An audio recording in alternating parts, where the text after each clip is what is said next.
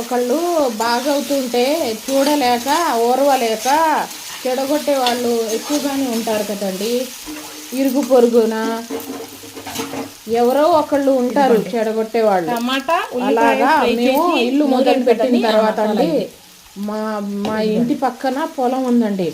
ఒకళ్ళ పొలం, ఆ పొలం అయినా మేమేమో ఆ పని ఇంటి పని చేసే మేము మా వారేమో బిజీగా ఉండేవారండి. మా వారు డ్యూటీకి వెళ్తారు. నాకేమో ఫ్యాన్సీ షాప్ ఉంది. నేను ఫ్యాన్సీ షాప్ చూసుకుంటా. మేము ఇద్దరం ఇంకా మాకు వస్తూ పోతూ ఉండాలంటే మాకు కుదరదులే అనేసి మేము కాంట్రాక్ట్కి ఇచ్చేసాం.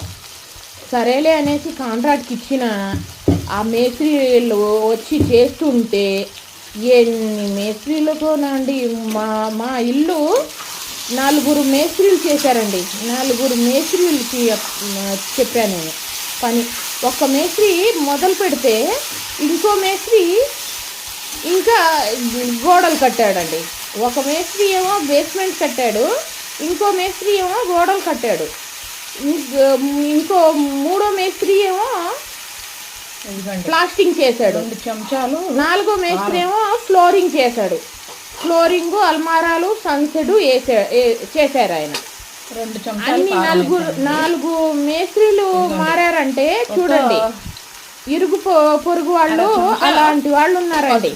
మేము ఇల్లు వేసుకుంటున్నాం అనేసి ఎక్కడ ఇల్లు వేసుకొని ఇల్లు వచ్చి నేను మా పొలాన్ని మధ్యలో ఎటు కాకుండా చేస్తారా అనేసి ఆయన ఆ పొలం ఆయన అందుకనేసి మేము ఉండేవాళ్ళం కాదు కదండి. ఆ మేస్త్రీలని అంత తక్కువగా ఎందుకు ఒప్పుకున్నాం, ఎక్కువ డబ్బులు వస్తాయి కదా అది ఇది అనేసి చాలా తక్కువగా ఒప్పుకున్నాం.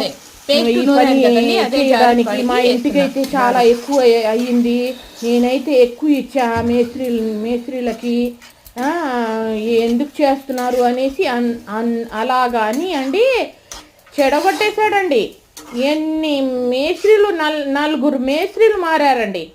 అసలు బాగా చేస్తూ ఉండగా ఈ పక్కన పొలం అయినా ఎక్కించేసి వాళ్ళకి ఉన్నది లేనిది తక్కువకి ఒప్పుకున్నాం అనేసి, తక్కువకి కాంట్రాక్ట్ తీసుకున్నాం అనేసి చెప్పి చెడగొట్టేశాడండి.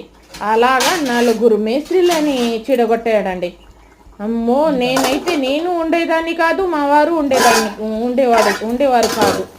అలా చేసేవారండి.